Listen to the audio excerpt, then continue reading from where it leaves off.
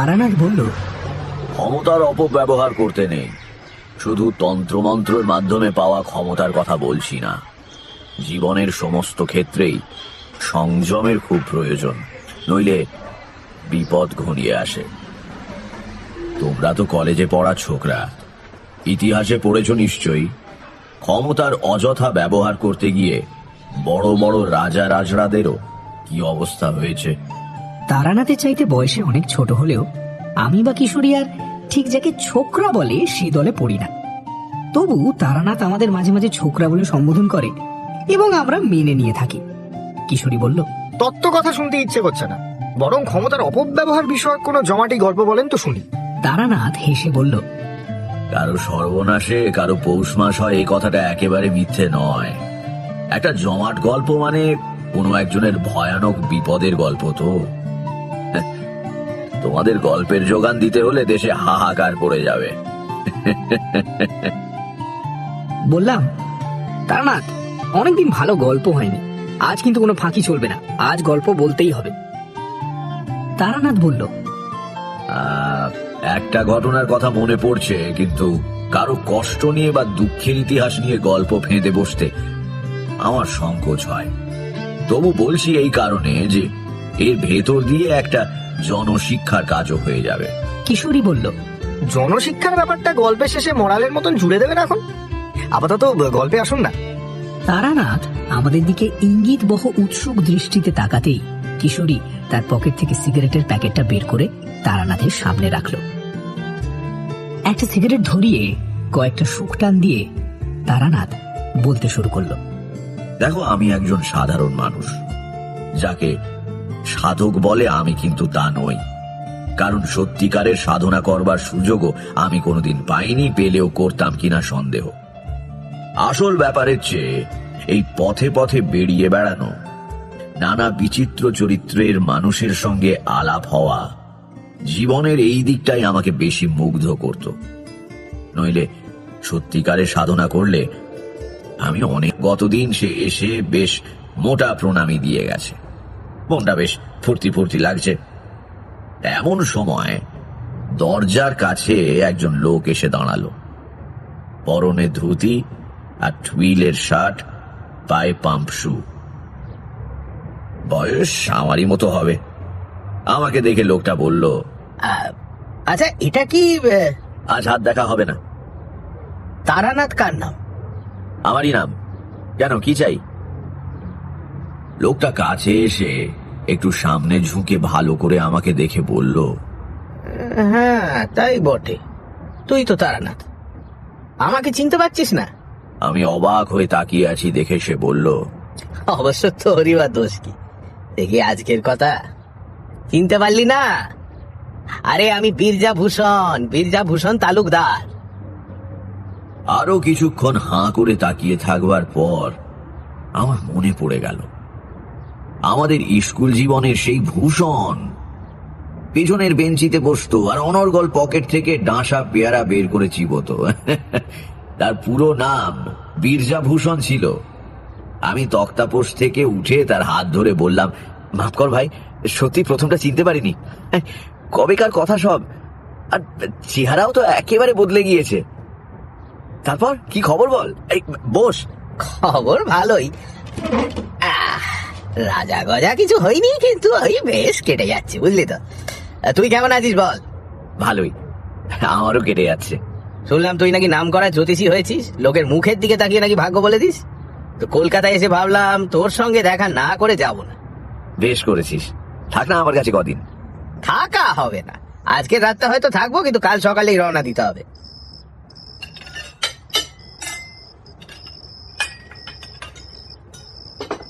রাত্রিরে খাওয়া দাওয়া সেরে দুই বন্ধু বাইরের ঘরের চৌকিতে এসে বসলাম। ঘুম আর হলো না, ওই গল্প করতে করতেই রাত ফুরিয়ে গেল। বীরজাভূষণ কলকাতায় এসেছিল একটা মামলার তদারকি করতে। ওদের সমস্ত সম্পত্তি বাবা মারা যাবার পর দুভাগে ভাগ হয়ে গিয়েছে। এক ভাগ পেয়েছে বীরজা, অন্য ভাগ পেয়েছে তার আপন দাদা অম্বিকা ভূষণ।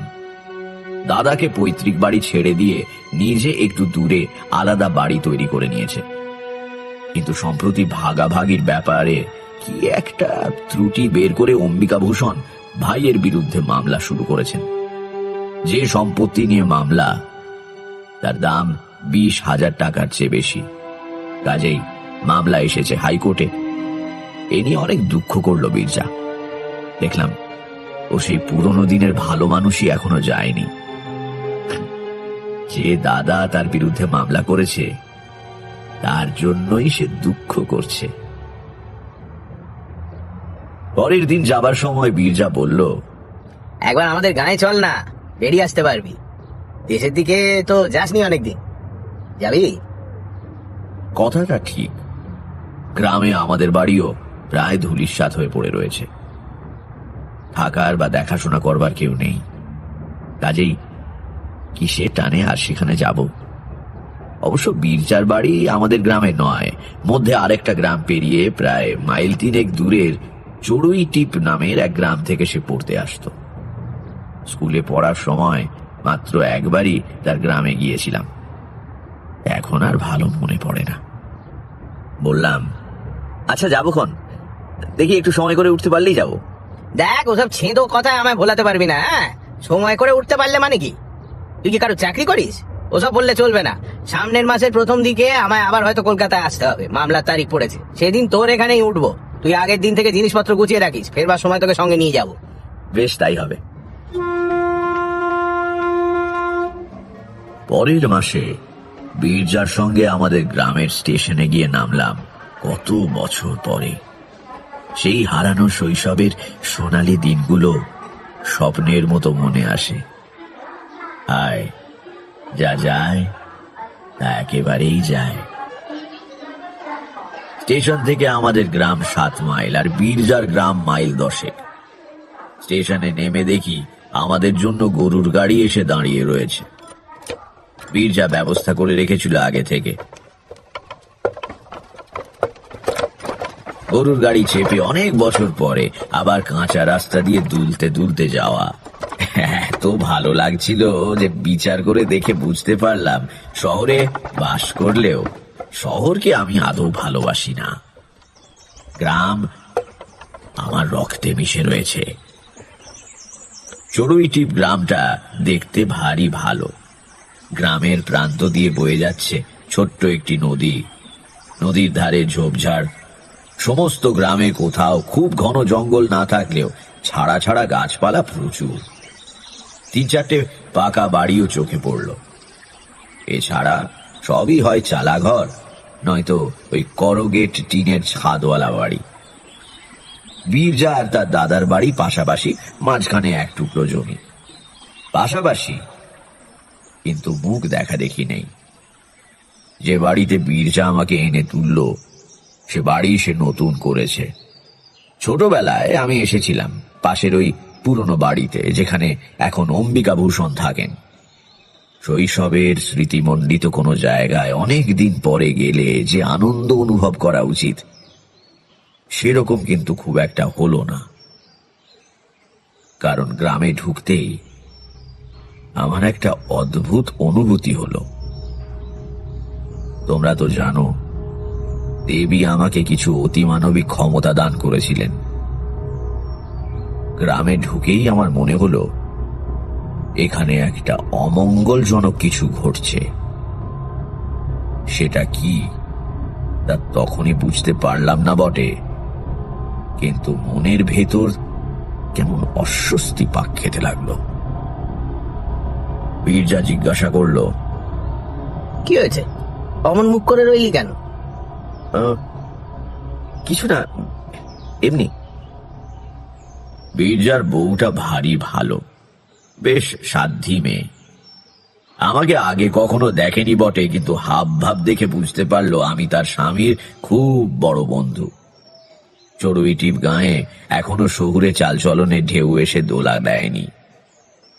সেকালের মতো একটা জল ভর্তি গাড়ুর উপরে পাট করা গামছা এনে রেখে গেল বীরজার বউ। হাত মুখ ধুয়ে 2 বন্ধু বাইরের ঘরে তক্তাপোষে বসে গল্প করতে লাগলাম। সবই আমাদের সেই রঙিন হারিয়ে যাওয়া ছোটবেলার গল্প। গল্প করছি, কিন্তু পোকায় খাওয়া দাঁতের ব্যথা যেমন সর্বদা সব কাজের মধ্যে জানান দেয়, তেমনি মনের ভেতরকার অস্বস্তিটাকে কিছুতেই মুছে ফেলতে পারলাম না। বহুদিনের অভিজ্ঞতা থেকে জানি, আমার এই অনুভূতি সচরাচর ভিত্তিহীন হয় না। এই গ্রামে কোথাও একটা খারাপ কিছু ঘটছে। কি সেটা? আমি অন্যমনস্ক হয়ে যাচ্ছি দেখে বীরজা ভাবলো আমি বোধহয় ক্লান্ত।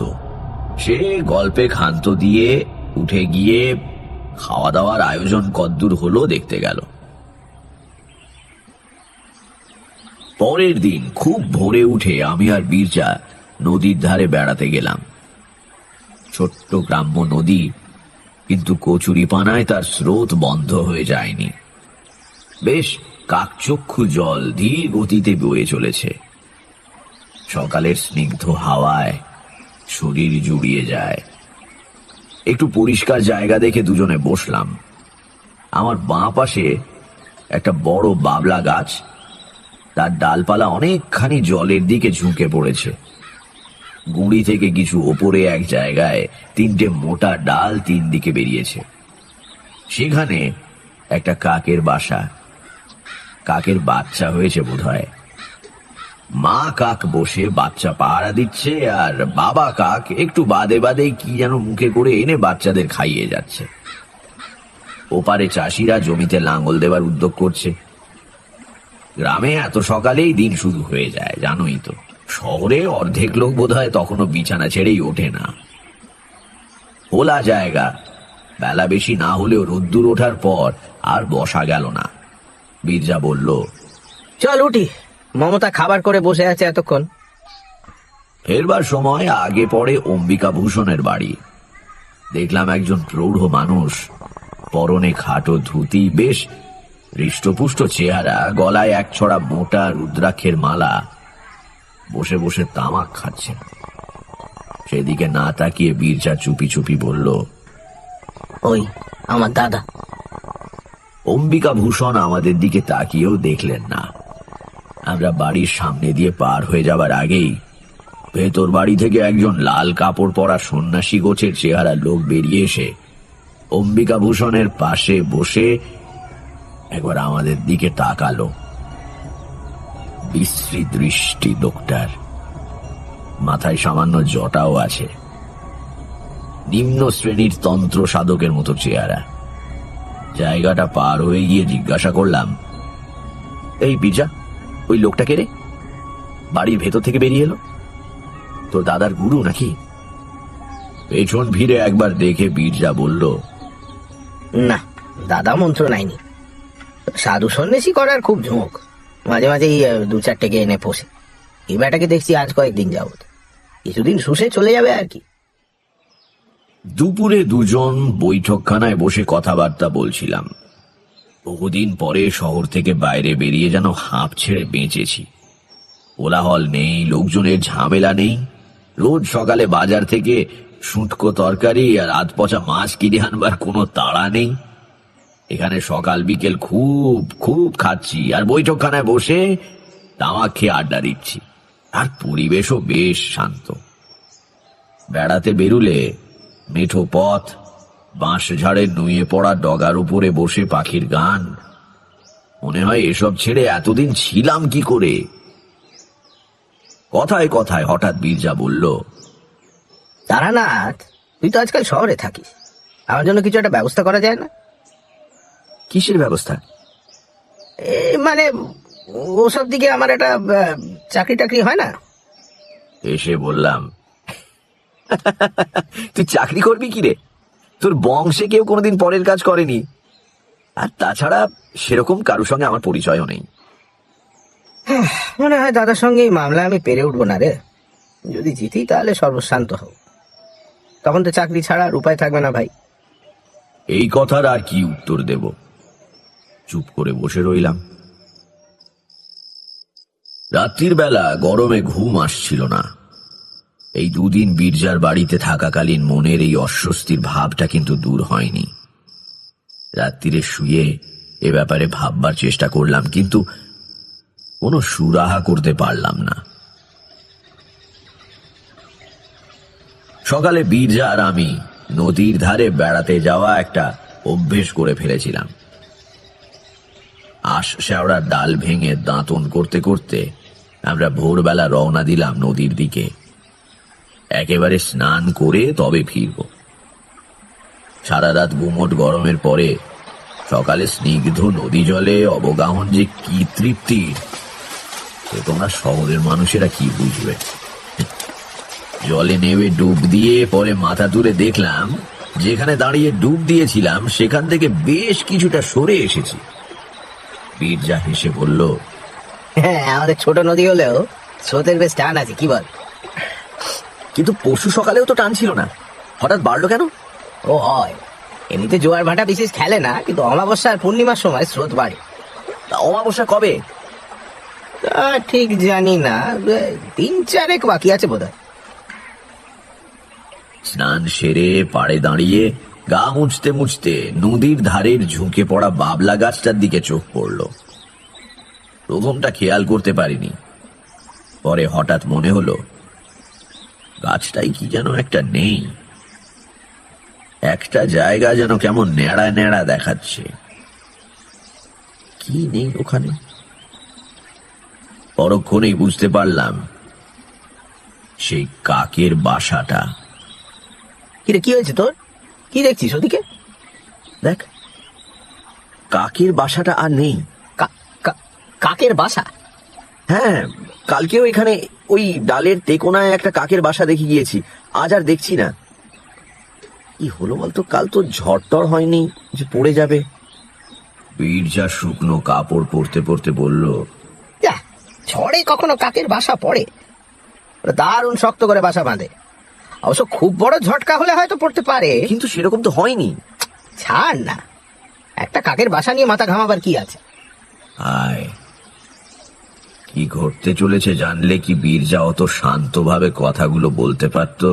এই ঘটনার পরেও কিন্তু আমি কিছু আন্দাজ করতে পারিনি, পারা সম্ভবও ছিল না। কিন্তু কখনো কখনো জীবনে আশ্চর্য অঘটনের ভিড় লেগে যায়। সকালে যার কথা খুব ভেবেছি, বিকেলে 10 বছর পরে হয়তো সেই বন্ধু এসে হাজির হলো, কিংবা হয়তো সকালে একটা তালা এবং বিকেলে সেই তালাটারই চাবি রাস্তায় কুড়িয়ে পাওয়া যায়। এর পরের দিনই সে ধরনের একটা ব্যাপার ঘটায়। আমি মনে মনে 2 আর 2 যোগ করে দিলাম। চড়ুই টিপ থেকে মাইলাস্টেক পশ্চিমে বসন্তপুর বলে একটা গ্রাম আছে। সে গ্রামের কল্যাণেশ্বর শিব খুব জাগ্রত।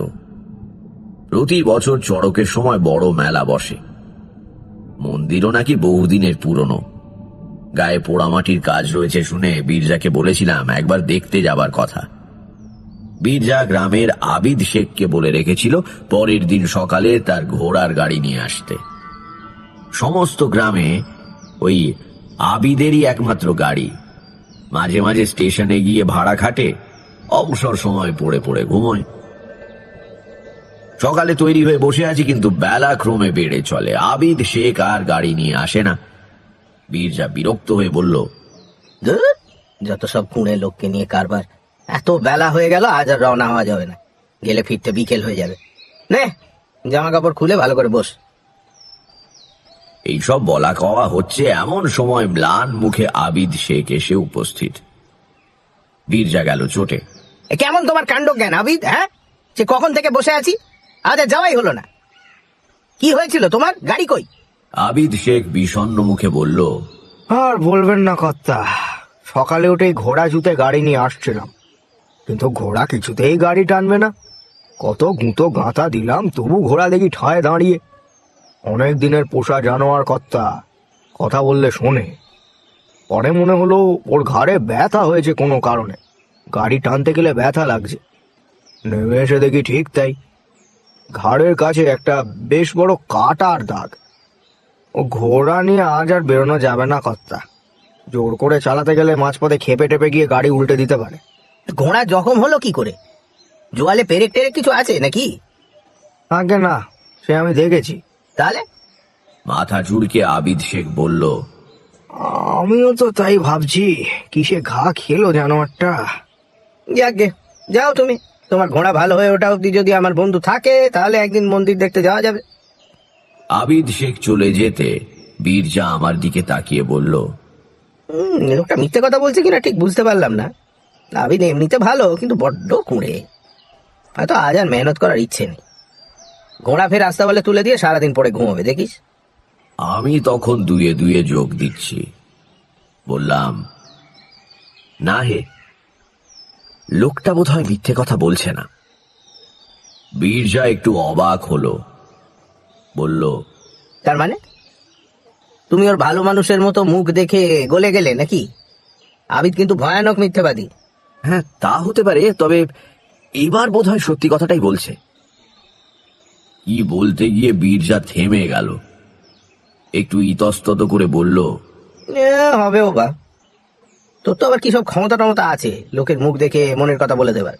আমি এই নিয়ে আর কথা বাড়ালাম না। বীরজাও চুপ করে গেল। সকালে বসন্তপুর যাবার জন্য তৈরি হয়ে বসেছিলাম, কাজেই নদীর ধারের দৈনন্দিন ভ্রমণ আজ আর হয়ে ওঠেনি। দুপুরে খাওয়ার পর নিটোল একটি দিবানিদ্রা দিয়ে উঠে দেখলাম বেলা গড়িয়ে গিয়েছে। এখনই বেরিয়ে পড়লে কিছুক্ষণ নদীর ধারে বসা যায়। মুখে চোখে জল দিয়ে রওনা দিলাম।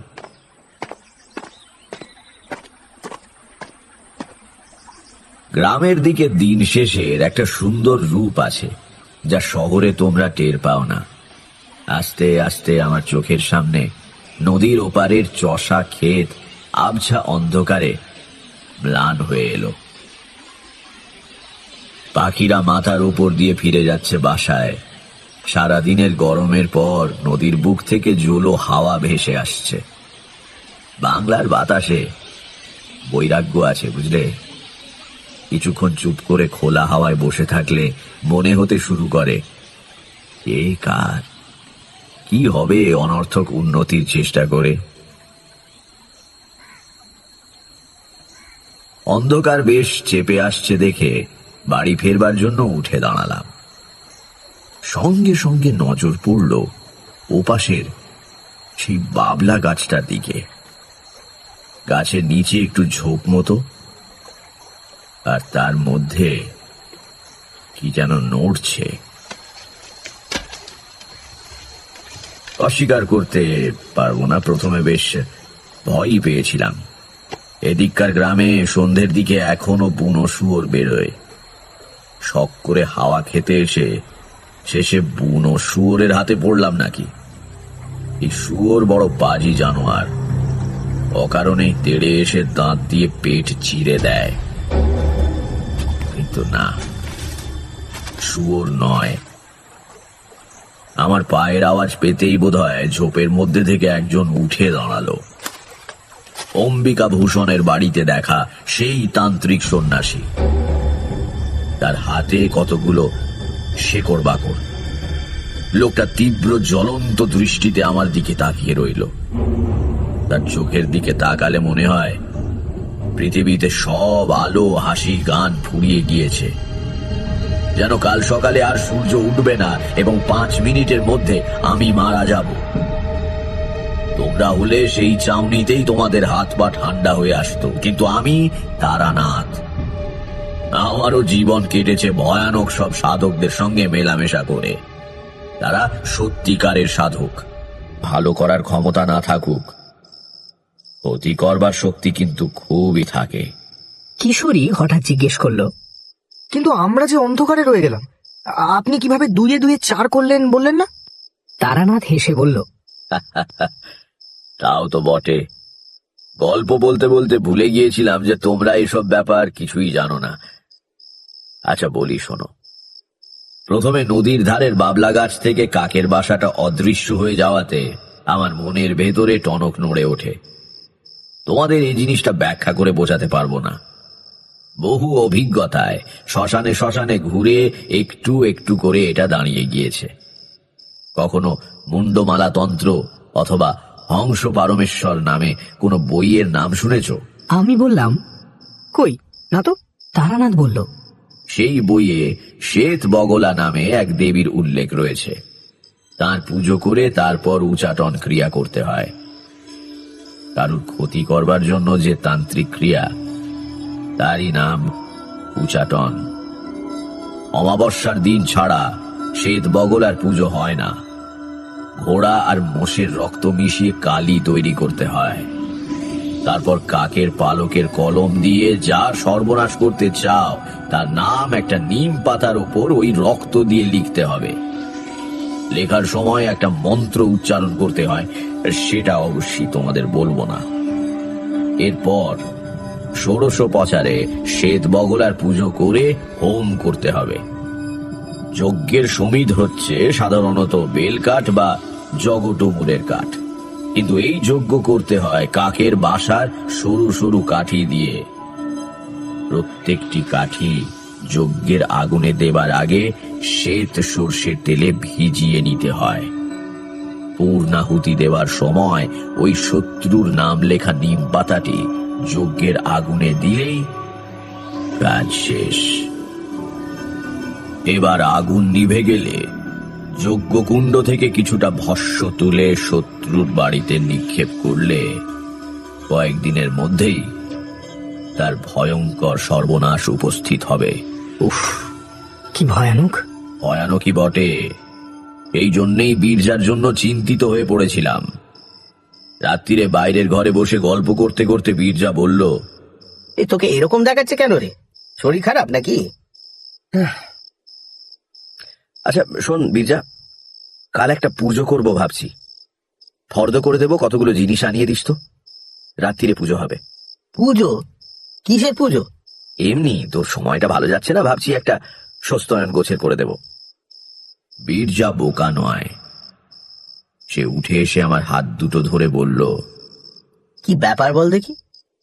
আমায় ভোলাবার চেষ্টা করিস না, যদি কিছু বুঝে থাকিস আমাকে বল। আমার কি কোনো বিপদ আসছে? ভেবে দেখলাম বীরজার কাছে আসল ঘটনা লুকিয়ে কোনো লাভ নেই, বরং তৈরি থাকলে ও যাই আসুক না কেন তার সঙ্গে অন্তত যুদ্ধ করতে পারবে। তা আমি বীরজাকে সব খুলে বললাম। বীরজা শুনে কিছুক্ষণ চুপ করে বসে থাকলো। তারপর নিজের বিপদ সম্বন্ধে কোনো কথা না বলে একটা নিঃশ্বাস ফেলে বলল, আবিদ শেখ তাহলে সত্যি কথাই বলেছিল। তা বটে। তাহলে এখন কি করব? বললাম তো, জোগাড় যন্ত্র করে দে, কাল সকালেই সস্তায়ন করে দিই। তাতেই আমার বিপদ কেটে যাবে? ওদের পুজোয় ফল ফলবে না? বীরজার কথার কোনো উত্তর দিতে না পেরে চুপ করে রইলাম। কি রে, উত্তর দিচ্ছিস না যে? তোকে মিথ্যে কথা বলতে চাই না বীরজা। এসব তান্ত্রিকের মানুষের ভালো করার ক্ষমতা না থাকলেও খারাপ করবার শক্তি খুব থাকে। আমার পুজোর ফল না ফললেও তোর দাদার ক্রিয়াকাণ্ডের ফল হবে বলেই মনে হয়। তাহলে তুই তো অনেক সাধুর সঙ্গে ঘুরেছিস, এই পুজো কাটান দেবার মন্ত্র জানিস না? মিথ্যে সান্ত্বনা দিয়ে লাভ নেই, তাই বললাম, না ভাই বীরজা, আমি এই পথের ভালো দিকটারই সন্ধান করেছি চিরকাল। অপরের ক্ষতি কি করে করতে হয় তা শিখিনি রে। অনেককে অনেক ভয়ানক কাণ্ড করতে দেখেছি ঠিকই, কিন্তু তা শিখতে ইচ্ছে করেনি। আমি তাহলে এখন কি করব? ঈশ্বরকে ডাক, তিনি সর্বমঙ্গলময়। তিনি ইচ্ছে করলে সব বিপদ কাটিয়ে দিতে পারেন। হ্যাঁ, অনেকেই তো ভগবানের কাছে অনেক কিছুই প্রার্থনা করে, তাদের সবার কথা ঈশ্বর শোনেন। ভগবানকে ডেকে লাভ কি? বীরজার চরিত্রের এই দিকটা চোখে পড়ায় আমার ভালো লাগলো। সে গ্রামের লোক বটে, আধি ভৌতিক আধি দৈবিক ক্রিয়াকর্মে বিশ্বাসও রাখে, কিন্তু নিজের বিপদ ঘটতে চলেছে জেনেও সে গেঁয়ো লোকের মতো অধীর হয়ে পড়ল না। কিছুক্ষণ চুপ করে থেকে সে উঠে বাড়ির ভেতরে গেল। বলে গেল, বস, একটু বস, আমি এখনই আসছি। 10-12 মিনিট পরে বীরজা হাতে করে একটা লাল কাপড়ের পোঁটলা নিয়ে ঘরে ঢুকে তক্তাপোশের ওপর বসল। বললাম, কি ব্যাপার, ও পোঁটলায় কি? এদিকে আয়, তোকে কয়েকটা জিনিস দেখাই। কি জিনিস? বীরজা পোঁটলা গিঁট খুলে এক রাশ কাগজ বের করল। বলল, এগুলো আমার জমি জমা সম্পত্তির দলিল। আমার কোথায় কি আছে তোকে বুঝিয়ে দিয়ে যাই।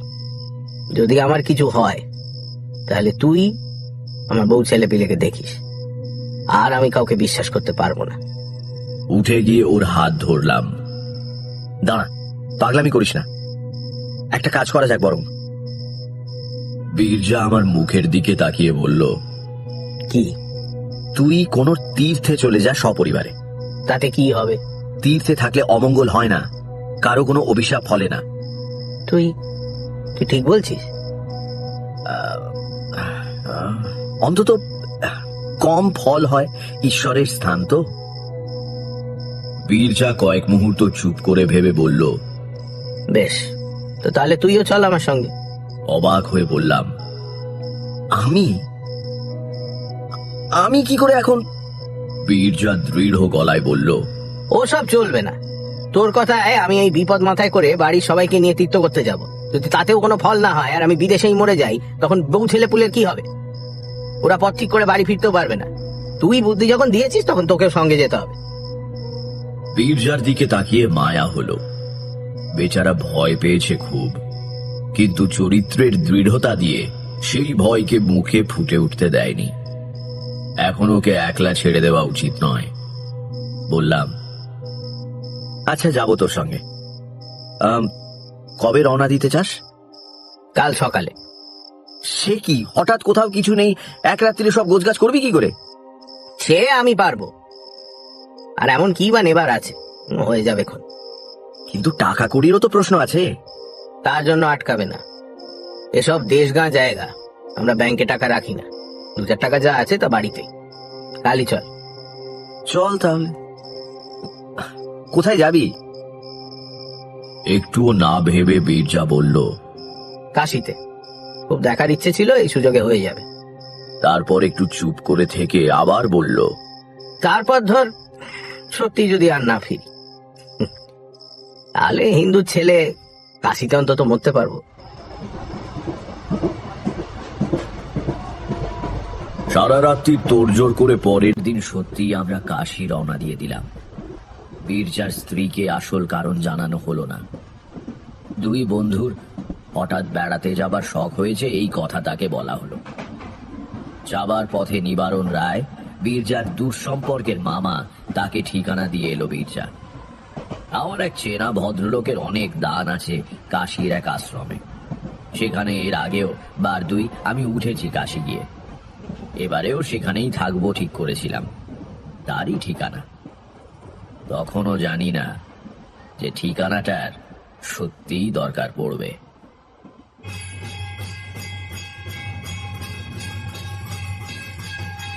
অমাবস্যার দিনই সকালে কাশী পৌঁছলাম। গঙ্গা স্নান করে সেদিনই বাবা বিশ্বনাথের পুজো দেওয়া হলো। বেচারা বীরজার বউ জানে না স্বামী কেন এত তাড়াহুড়ো করে কাশী এসেছে। সে আনন্দ করে সব দেখে বেড়াচ্ছে। পাড়া গাঁয়ের বউ এর আগে বিশেষ বাইরে বেরোয়নি কখনো। খুব খুশি। বীরজা মাঝে মাঝে কাষ্ঠ হাসি হাসছে, কিন্তু সে হাসিতে কোনো রং নেই। সেদিন রাত্রিটা আমরা 2 বন্ধু এক জায়গায় বসে প্রায় জেগেই কাটিয়ে দিলাম। কিছুই ঘটল না। এই ভয়ঙ্কর সময়টা কেটে যেতে বীরজাও যেন মনে একটু বল ফিরে পেল। পরের দিন সকালে তাকে বেশ হাসি খুশি দেখলাম। এই করে নিরুপদ্রবে আরো 3-4 দিন কেটে গেল। 5ম দিনে বীরজাই আমাকে বলল, মনে হচ্ছে এই যাত্রা বেঁচে গেলাম, বুঝলি না? তীর্থস্থানের মাহাত্ম আছে, স্বীকার করতে হবে। সেদিনই বিকেলে বসে আমি আর বীরজা গল্প করছি, মাটিতে বসে তরকারি করছে বীরজার বউ। হঠাৎ আশ্রমের অধ্যক্ষ জ্ঞানানন্দ ঘরে ঢুকে বললেন, হঠাৎ ঢুকে পড়লাম, কিছু মনে করবেন না। অবশ্য বৌবা আমার মায়ের মতো। এই আপনাদের সঙ্গে একটু কথা ছিল যে। বললাম, আসুন আসুন, বসুন তো আগে। কি ব্যাপার বলুন। জ্ঞানানন্দ তাঁর হাতে ধরা হলুদ রঙের এক টুকরো কাগজ আমাদের দিকে বাড়িয়ে দিয়ে বললেন, বীরজাভূষণ কার নাম? একটা তার এসেছে। আশ্রমে তার এলে আমি সই করে নিয়ে পৌঁছে দিই। দেখুন তো কি খবর, কোনো বিপদ টিপদ নয় তো? বিপদ আর কি হবে, বীরজা তো সমস্ত পরিবার নিয়ে এখানে। তার খুলে বীরজার চোখ মুখ কেমন যেন হয়ে গেল। জিজ্ঞেস করলাম, কি হয়েছে বীরজা, কি খবর কি? বীরজা আমার দিকে তারটা বাড়িয়ে দিয়ে বলল, দাদা তার পাঠিয়েছেন, পড়ে দেখ। পড়ে দেখলাম। অম্বিকা ভূষণেরই করা তার বটে। বিশেষ কিছু লেখা নেই, শুধু বলা হয়েছে, অবিলম্বে ফিরে এসো, বাড়িতে বিপদ। বীরজার দিকে তাকিয়ে বললাম, কি বিপদ বলে মনে করিস? তা কি করে বলবো, কিছু তো বলা হয়নি। তাছাড়া দাদা হঠাৎ, যার জন্য এত কাণ্ড, তোর আমার মাথাটাই গুলিয়ে যাচ্ছে। চল ফিরি, নিশ্চয়ই কিছু গুরুতর হয়েছে, নইলে দাদা তার করতেন না। ট্রেনে আসতে সমস্ত পথ বীরজা বলল, রক্তের টান, বুঝলি? দাদা ভুল বুঝতে পেরে আমাকে আবার ডেকেছে। আমি তার কথার উত্তর দিইনি তখন, কারণ হঠাৎ আমার মনের মধ্যে আবার সেই পুরনো অমঙ্গলের ধ্বনি বেজে উঠেছে, যেন অবিলম্বে একটা অশুভ কিছু ঘটতে চলেছে। এর ওপর বীরজাকে আর কিছু বলে ভয় দেখিয়ে লাভ নেই, কিন্তু আমি জানি কিছু একটা ঘটবেই বা ঘটছে।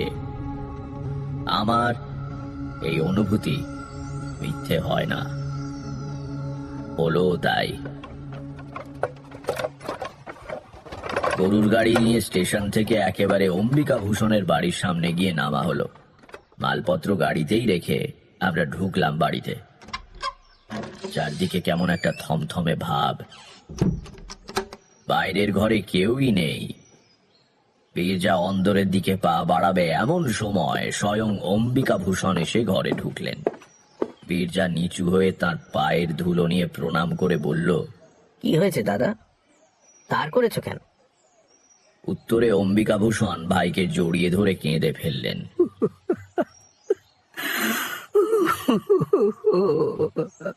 আরে আরে, কি হয়েছে? আরে অমন করছো কেন? সন্তুর খুব অসুখ বিরু, আর বুঝি রাখা যায় না। সন্তু অম্বিকা ভূষণের বড় ছেলে। বীরজা অবাক হয়ে বলল, কি হয়েছে সন্তু? অম্বিকা ভূষণ কপালে আঘাত করে বললেন, সব আমার দোষ, আর কারো কোনো পাপ নেই। সব আমার দোষ রে ভাই রে, আমার নিজের দোষে আমি পুত্র সুখ পেতে চলেছি। আরে আরে, শান্ত হও, শান্ত হও দাদা, শান্ত হও, সব ঠিক হয়ে যাবে, অস্থির হয় না। বীরজার স্ত্রী তক্ষুনি অন্দরে চলে গিয়ে সন্তুর পায়ের কাছে বসল। আমার বুদ্ধি বোধহয় কিছু স্থির ছিল। আমি দুই ভাইকে ধরে বসালাম, বললাম, কি হয়েছে খুলে বলুন তো। অম্বিকা ভূষণ কাঁদছিলেন। বীরজা পাশে বসে তার গায়ে হাত বুলিয়ে দিচ্ছিল। বেশ দৃশ্যটা। দুই ভাইয়ের বিবাদ বিপদের স্রোতে ভেসে গিয়েছে। আমার প্রশ্ন শুনে অম্বিকা ভূষণ মুখ তুলে তাকালেন, বললেন, নিজের মুখে স্বীকার করলে পাপের বোঝা হালকা হয়, তাই কোনো কিছু না লুকিয়ে বলছি।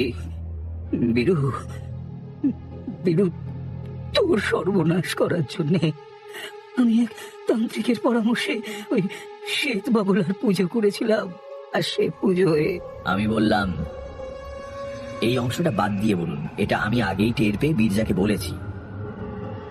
অম্বিকা ভূষণ একবার আমার দিকে তাকালেন, তারপর বললেন, ও জানতেন তাহলে? যাই হোক, পুজোর পরে হোম করে সেই হোমে ছাই নিয়ে বীরুর বাড়িতে ফেলবার দরকার ছিল। বেটা তান্ত্রিক এই কাজটা আমাকেই করতে বললো। কি আর বলবো, তখন শয়তান আমার বুদ্ধি কেড়ে নিয়েছিল। এই সময় বীরু কাশিতে, বাড়ি ফাঁকা, কাজেই আমিও ভাবলাম সুবিধেই হলো। অমাবস্যার দিন প্রায় সারা রাত্রির পুজো হলো। শেষ হতে হতে শেষ রাত্রির কলা পাতায় মুড়ে খানিকটা ছাই আমার হাতে তুলে দিয়ে তান্ত্রিক বলল, এই না, এবার যাও, সাবধান, অন্য কোথাও যেন না পড়ে, তাহলেই সর্বনাশ। যাও, তখনও ভোর হতে দেরি আছে। বীরুর বাড়ির পাঁচিলের পাশে গিয়ে দাঁড়ালাম। হাতে আমার কলা পাতায় মোড়া উমের ছাই। পাঁচিল ডিঙিয়ে সেটা সবশুদ্ধ ছুঁড়ে ফেলতে যাবো ওর বাগানে। কি বলবো মশাই, একটু মেঘ নেই বা ঝড়ের চিহ্ন নেই কোথাও, অথচ প্রচন্ড একটা বাতাসের ঝাপটা এলো কোথা থেকে। ততক্ষণে আমিও সেটা ছুঁড়ে দিয়েছি হাত থেকে। আমার চোখের সামনে বাতাসের মুখে উড়ে গিয়ে তা পড়লো আমারই বাড়ির উঠোনে। তখনই দৌড়ে গিয়ে উঠোন থেকে সবটুকু ছাই মেকিয়ে তুলে নিলাম, কিন্তু তা থেকে আর পাপ যায়। গত পরশু থেকে সন্তু বাবা আমার কেবলই রক্ত বমি করছে। বীরজা ব্যস্ত হয়ে বলল, কোন ডাক্তার দেখেছে? কোনো ডাক্তার কি বাকি আছে? বিকেলে এই সদর থেকে বড় ডাক্তার এসেছিলেন। নিবারণ কলকাতা গিয়েছে মর্গান সাহেবকে আনতে। কাল সকাল নাগাদ এসে পৌঁছবে মনে হয়। বীরজা উঠে পড়ে বলল, চল ভেতরে চল, সন্তুকে গিয়ে দেখি।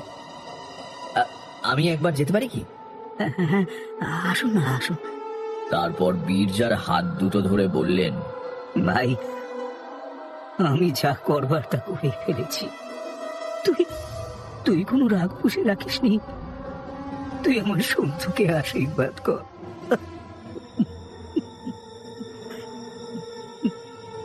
অমন করে বলছো কেন দাদা? সন্তু আমার নিজের ছেলের মতো।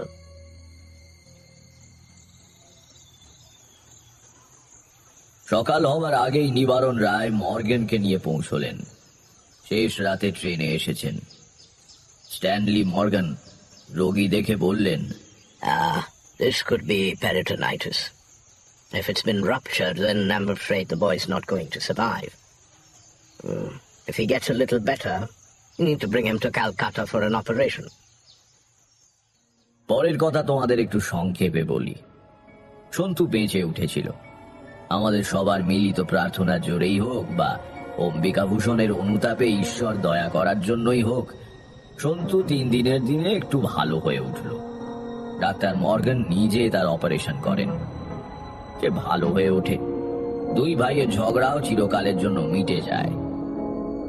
কিন্তু তান্ত্রিক প্রক্রিয়ায় অপরের ক্ষতি করতে গিয়ে মানুষ নিজের কি বিপদ ডেকে আনে দেখলে তো? বোধহয় ভগবানই অম্বিকাভূষণকে একটু শাস্তি দিতে চেয়েছিলেন। নইলে সামান্য বাতাসের চিহ্ন নেই কোথাও, অথচ অমন হবে কি করে? কিশোরী বলল, আচ্ছা, সে তান্ত্রিকের কি হল? সে পরের দিনই লোটা কম্বল নিয়ে কাউকে না বলে ভেগেছিল। প্রাণের ভয় সবারই আছে তো। সন্তুর অসুখের ব্যাপারটা তো কাকতালীয় হতে পারে। তারানাথ কড়া চোখে তাকিয়ে বলল, পাষণ্ড কোথাকার। আর যদি কখনো তোমাদের গল্প বলেছি